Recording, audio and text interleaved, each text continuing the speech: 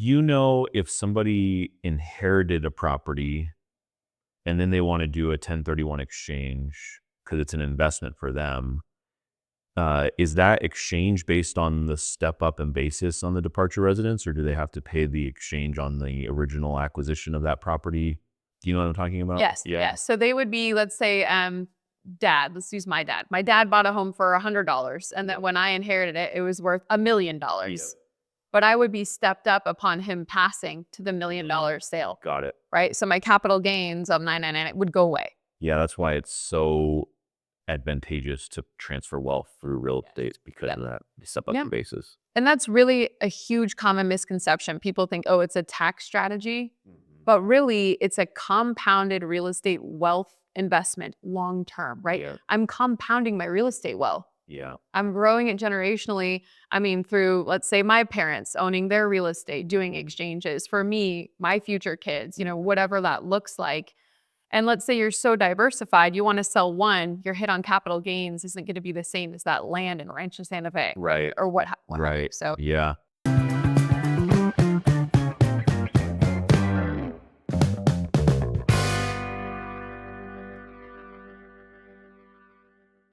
Welcome everybody. I'm here with Kayla Frerking with Leader 1031. Kayla is the expert in 1031 exchanges, and we are going to hear from her today to learn all about 1031s.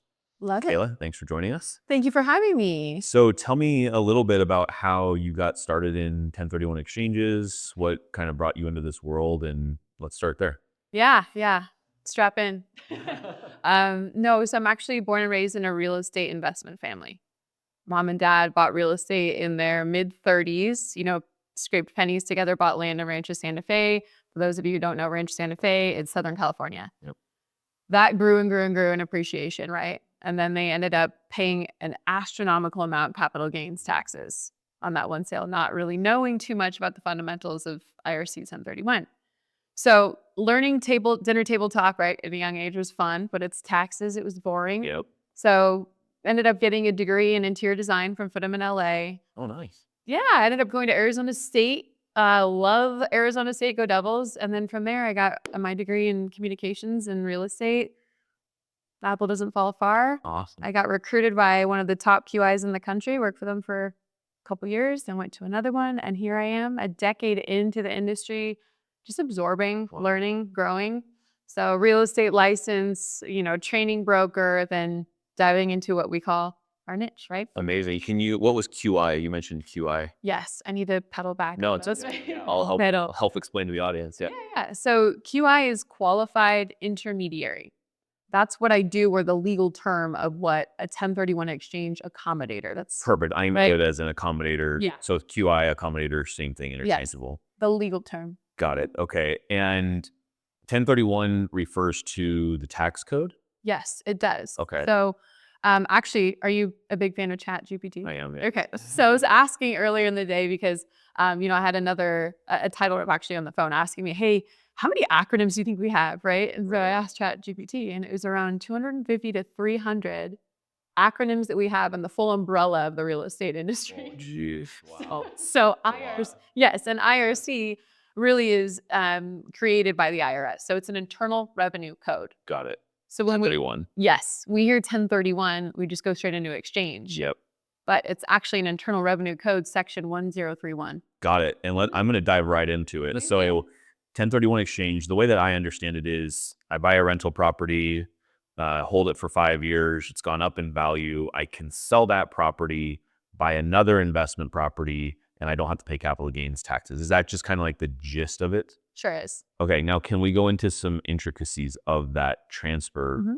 Can you speak to, does the property have to be litekind? What if there's debt on the property and debt on the new property? Does the debt have to be the same on the new property it was on the departure residence? Can you just speak to some of the intricacies of the 1031 exchange? Yeah, absolutely. So in your example, right, holding for 5 years, on that asset, let's say it's valued at $1 million at time of sale. So the value of our real property, even though it's listed at $1 million, isn't $1 million because we have closing costs, which are expenses. So in your world as a lender, let's say that property is encumbered by a loan, right? So the client who's selling the investment property number one has to pay off the mortgage Yep. at time of sale. So through escrow, that is paid off, right? Same with all the closing costs. So what remains is the net exchange proceeds. That's what we call them in our world, Okay. right? So the net equity. Yep. That's transferred into a segregated account that we hold on behalf of the exchanger taxpayer. They're off to the races with a rockstar realtor, right? Finding replacement property. We're going back to that value.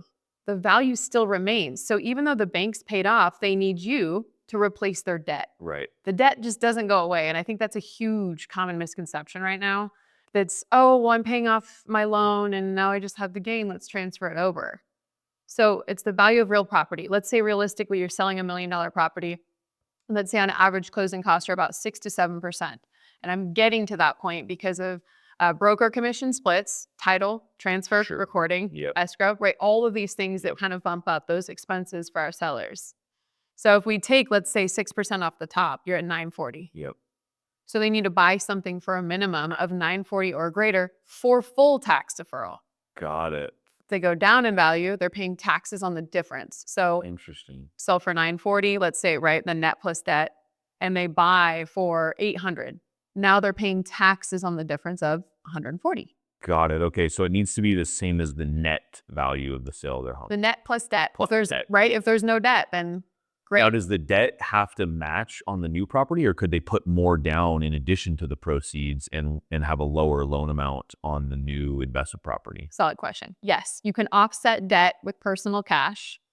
However, you cannot do the reverse You cannot increase debt and pull out cash. and pull out cash. Yep. Got it. Anytime you pull out cash, or in my example, about $140K that was left over, we call that boot.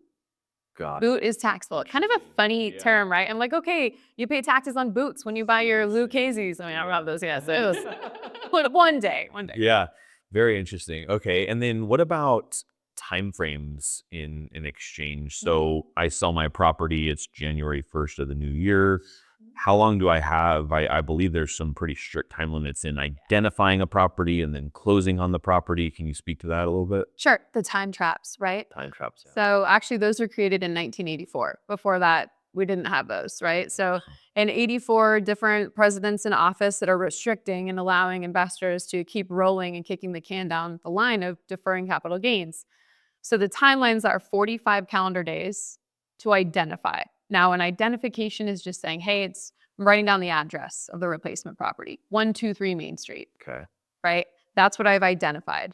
Now that I've reached day 45, I have an additional 135 calendar days to close on what I ID'd. So the total of that timeline is 180 days. Now, other accommodators, QIs, will say 180 days total. I like to break it up because the 45 is really the jump start of your timeline, right? So 45 to really get in the hunt and find something to write down and declare, hey, this is the property that I'm selecting. I mean, of course, within the 45-day period, the client or investor has a multitude of rules to choose from. And the most commonly used rule is the 3-property rule. So you can, let's say, throw out 3 properties that you like that are contenders for where you're replacing that value. Got it. Is there a limit on how many you can identify? 3 properties. 3. Yep, Wow. using that rule. Other ones, I don't want to get too far in the weeds on this. Yeah. But 200% rule, 95% rule, and all of these kind of flip-flop the ceiling and limitations of what you can and cannot do. Gosh, it's so important to have a professional in your corner because the tax consequences could be huge Yes. if you're not careful on this. What about, so is that 45 days start from the close of escrow on the home that you're selling? Yes, that's day 0. So recording day is day 0, following day is day 1, and then we're launching. Got it. And then what happens if I identify 3 properties and none of those 3 work and I need to actually close on a different property, but I'm still within the 180 days? Sure. Is there some flexibility on that, or? No, sir. Really? That's it. You're kidding. Yeah, that's it. So let's say you ID the 3 and you're on day 70 of your timeline of 180, right? Yeah. If you're on that in that area and you cannot perform, the sale proceeds are forced to remain with the qualified intermediary until day 181. So they're released after the expiration of what we call as the exchange period. That's the 180-day timeline. Holy cow. But on the flip side of that coin, let's say you're hunting and you're telling me, hey, Kayla, I can't find anything. It's day 44. I'm panicking. Yep. There are obviously backup alternative investments that I can introduce clients to. If that doesn't work and we don't receive an identification form, then the sale proceeds are wired back to the exchanger on day 46. So it's almost buying an opportunity to find something, Yeah. right? And if you don't, It's short. I mean, that's Yeah. not a long time. yeah, but I mean, think about success. What would you do as an investor? I'd start looking before I close on my home. 100%. Yeah. Yeah. And probably have some, so most people probably have already identified something that they're interested in prior. Right. Yeah. Right. And contractually speaking, there's nothing that limits within the tax code provision for you to be in escrow with both the property you're selling and purchasing. Oh, God. So you could close on a Monday and a Friday. You don't need to use the entire time. Yeah. Interesting. Yeah. Okay. Fascinating. Can you transfer from a single family home to a 4-unit? Can you transfer from a single family home to land to industrial or commercial? Like, what are the limitations in terms of like-kind property and stuff like that? I love it. Yeah. Litekind, right? What is that? So litekind is anything that's real property held for investment. Okay. Directly from the tax code, it's held for productive use in a trade business or for investment purposes. So when I get phone calls from realtors saying, hey, someone wants to exchange, it's their primary residence. Yeah. Absolutely not. Yeah. Right? So are you familiar with that tax code for primary? Yes. So live in it for 2 of the last 5 years, and you can sell it without any capital gains up to $250 for an individual. You got it. $500,000 for a That's married it. couple. Yeah. Yeah. So that one's 121, right? Tax code provision 121 is primary. 1031, just remember, strictly investment. Got it. But it could be land, it could be Yeah. multifamily, anything like that. For exchange. Just real property. Yep, across the board. For instance, right now I have a current deal going where a gentleman's selling a hotel in Irvine, Okay. and he's going to exchange out into multiple condos in the Boston area.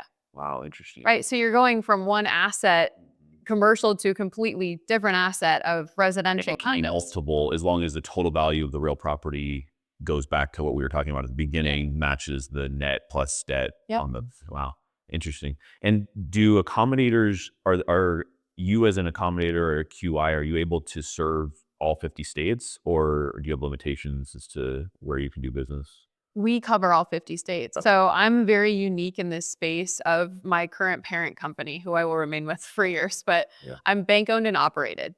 So you think about the transaction, I'm in the business of moving money and keeping it secure under safe harbor regulations of our tax code, right? Yep. So when we're looking at that for a bank, we have insurance across all 50 states. Got it. Right? So other companies don't. Sometimes they focus on their specific state. So IRC, it being an internal revenue code created by the IRS in actually 1921, believe it or not, that's all 50 states. Got it. Very cool. Right. Yeah, that's huge. When should somebody be reaching out to the accommodator? Like, at what point in the process do you really start to get involved? When should that first phone call happen if someone's considering selling an investment and going into something else? I mean, if it were you, I know you call me probably a year in advance. Really? Yeah. but that's great, right? Yes. I advise, as soon as you know that you have an investment or you hear the numbers 1031 and you understand, hey, I'm going to start Googling, call me immediately. Let's talk about it, because Google's great. We talked about Chat GPT. Maybe that's a better source, but I would recommend talking to an expert, because if you're on title in a partnership capacity, and not all partners want to exchange, when it comes time to exchange, the entity that sells needs to be the entity that acquires. Oh, interesting. So if it's not set up for success and you get to that finish line of the sale, you could have a blown exchange potentially. So I recommend just the sooner to call me, the better. That way we can go through things. Same with you. I mean, if you and I are to sit together with a client and they're saying, hey, I still owe 500 or $1 million on my loan, what do I need to replace? Well, in a year from now, let's look at the numbers. You and I can put our heads together for an effective timeline and replacement goals for replacing debt, the net equity, and their goals for maybe diversification or consolidation. Love it. That's awesome. You mentioned, there's certain things I want to be careful of because we could get down into the weeds, but you mentioned potentially having some alternative investments that you could introduce people to. Would that be something like a real estate investment trust, or along those lines? No. Okay. No. So you cannot do that. Why? Do you know why? No, I don't know why. So litekind, we talked about real estate. Property. Exactly. It's not real property. So a REIT, right, in the umbrella of ownership of REIT, is a trust. Yep. And when you own, the REIT can own real estate, but you're a shareholder. Got it. Fascinating. Right? And so but that question comes up daily. Well, I want to exchange it to a REIT. So a strategy was created in 2004 called the Delaware Statutory Trust for people like you and I who are just real estate is king, right? This is what we know. Yep. So when we're looking at the DST, it's imagine like the nicest multifamily in your area. Okay. Okay, let's say it's valued at $100 million. Someone known as a sponsor went out, bought the land, built the building, and now they're offering what we would call in the general traditional real estate term is, listing, but they're offering a portion of that asset for sale. Got it. You have to be an accredited investor and you will be a beneficial owner of a piece of pie of that building. Got it. So I'm not buying a $100 million building. Right, You yeah. might be one day. Not- So you are. Hopefully someday. Yeah, not right. So if I'm, let's say you're on that day 44 and you're like, hey, Kayla, is there anything else? I want to put in a REIT. Can't do a REIT. Yep. Right? Well, Matt, here's an option. It's a DST. I'll introduce you to a registered rep who has a securities license. That person will introduce you to current offerings. So they're the gatekeeper, almost like a broker. To get Yeah. Mhm. Awesome. You might not be able to speak to those types of investments, but can you go back from that investment to another property? You can. You can. Okay. can. And this is going to be out of left field, but you've probably been asked this. Is Bitcoin real property? No. Okay. And it's not, and I have been asked. So you add this? No Bitcoin. Think of anything what you're standing on, dirt, Got it. right? Yeah. Yeah. So- Makes sense. Just had to ask. I'm sure it would come up. We can like gladiator, pick up the sand. It's like that whole thing, Yeah, but like right, dirt. Right.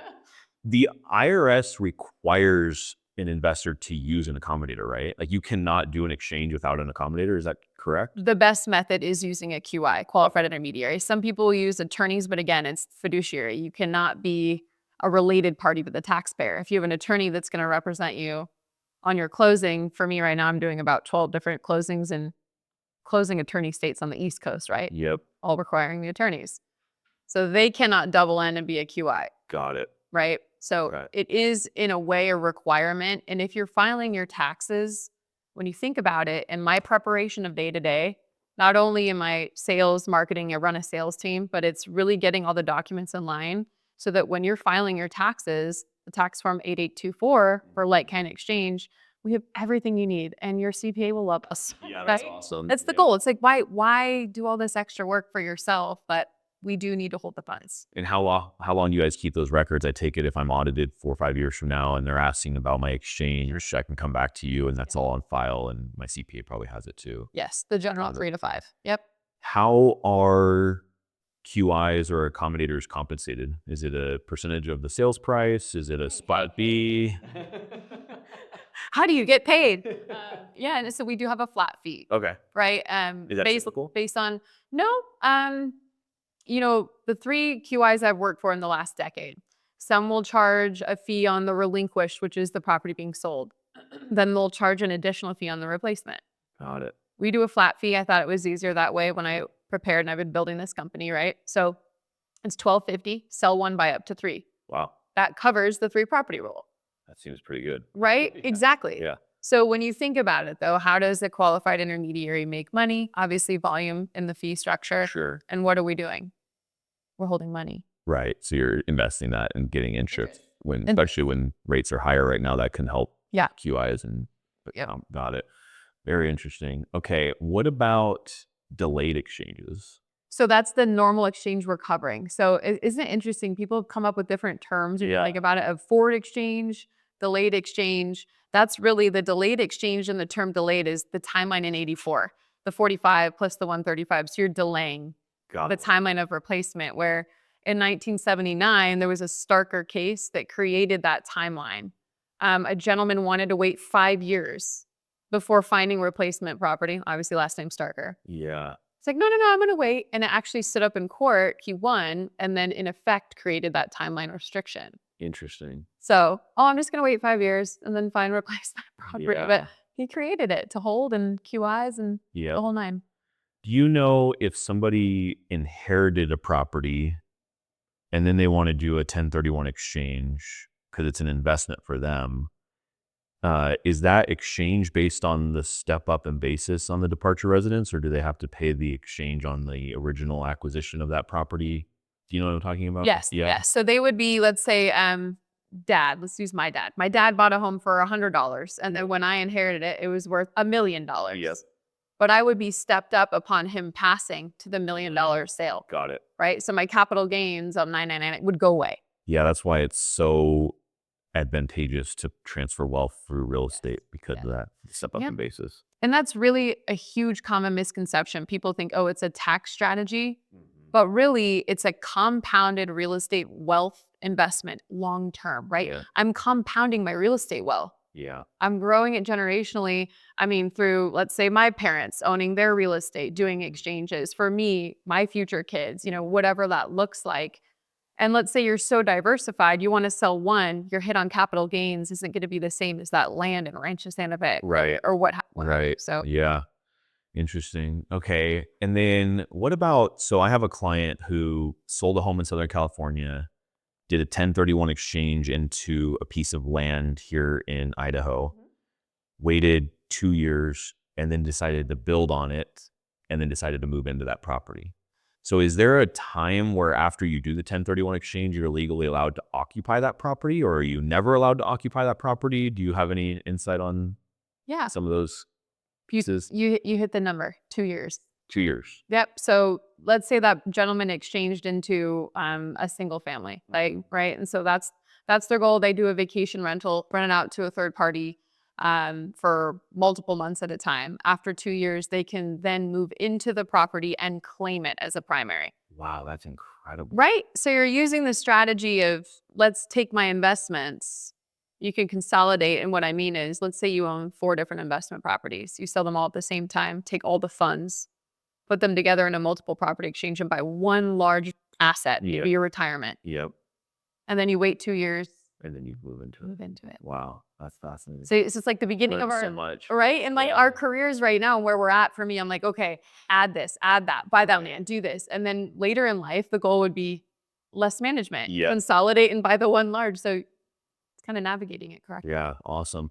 I think that, I could be wrong about this, but I feel like over the past couple years, maybe this was more a few years back, there was talks about the tax code potentially eliminating the 1031 exchange. Has there been talks of that? In my opinion, I feel like the people writing the tax code probably own a lot of real estate, and so it's unlikely to happen. But have you gotten wind of that? Is it anything on the table right now, or is it pretty much? Nothing's on the table, but you're correct. It was Biden's family tax plan, twice up. Absolutely. It was ready to cut everything for 1031s, but also capping them. And what that means is, let's say you have $1 million in gain. They were going to cap the transfer. So you could only exchange up to $500K in gain. So you're still paying $1 million of gain. You're still paying taxes on $500K, Right. And only exchanging $500K. It would be beneficial as far as the investor standpoint. Why not use some of it? Yep. But nothing has changed. Got it. Okay. Absolutely nothing. Awesome. Where can people find you? Yeah.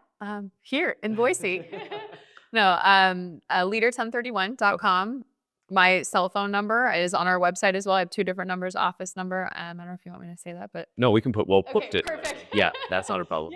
So, but I'm here. I'm local in Boise. I do travel across the U.S. a lot. As I mentioned, I manage a sales team. So a lot of speaking engagements, you know what it's like, conferences, all the things.